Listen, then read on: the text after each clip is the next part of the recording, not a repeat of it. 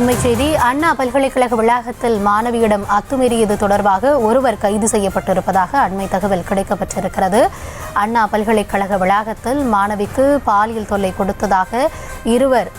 கொடுத்ததாக கூறப்பட்ட நிலையில் தற்பொழுது ஒருவர் கைது செய்யப்பட்டிருப்பதாக அண்மை தகவலானது வெளியேறியிருக்கிறது.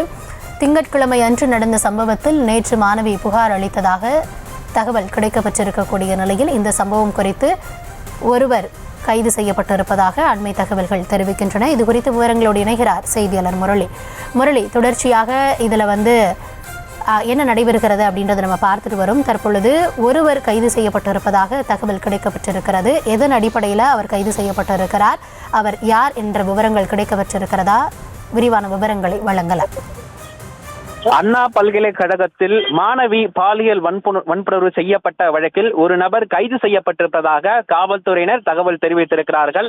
நேற்றைய முன்தினம் மாணவியும் அதே போன்று மாணவர் ஒருவரும் தனிமையில் பேசிக் கொண்டிருந்த பொழுது உள்ளே மர்ம நபர்கள் 2 பேர் அந்த மாணவனை தாக்கிவிட்டு மாணவியிடம் தகாத முறையில் நடந்திருக்கிறார்கள்.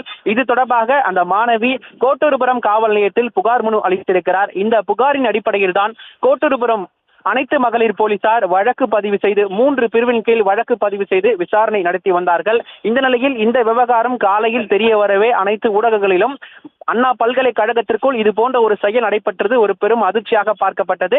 இது தொடர்பாக உயர்கல்வித்துறை அமைச்சரும் விளக்கங்களை கொடுத்திருக்கிறார். இந்த நிலையில் ஒரு நபர் கைது செய்யப்பட்டிருக்கிறார். குறிப்பாக 4 தனிப்படைகள் அமைக்கப்பட்டு 4 ஆய்வாளர்கள் தலைமையிலான தனிப்படைகள் அமைக்கப்பட்டு அண்ணா பல்கலைக்கழகத்தில் இருக்கக்கூடிய 100க்கும் மேற்பட்ட சிசிடிவி காட்சிகளை போலீசார் கைப்பற்றிருக்கிறார்கள்.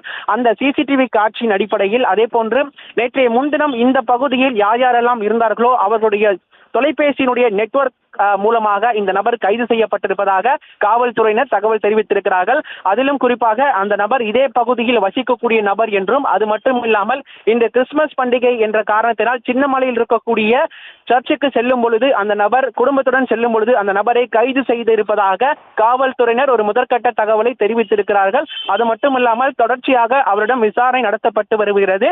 அது மட்டுமில்லாமல் அந்த நபருடன் உடன் இருந்த மற்றொரு நபரை தனிப்படை போலீசார் தீவிரமாக தேடி வருகிறார்கள்.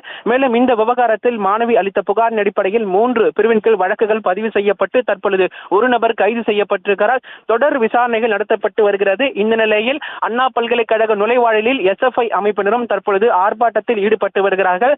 இந்த விசாரணை பொறுத்தவரை இன்னும் சற்று நேரத்தில் செய்தி குறிப்பாக வெளியிட இருப்பதாகவும் காவல்துறையினர் தகவல்கள் தெரிவித்திருக்கிறார்கள்.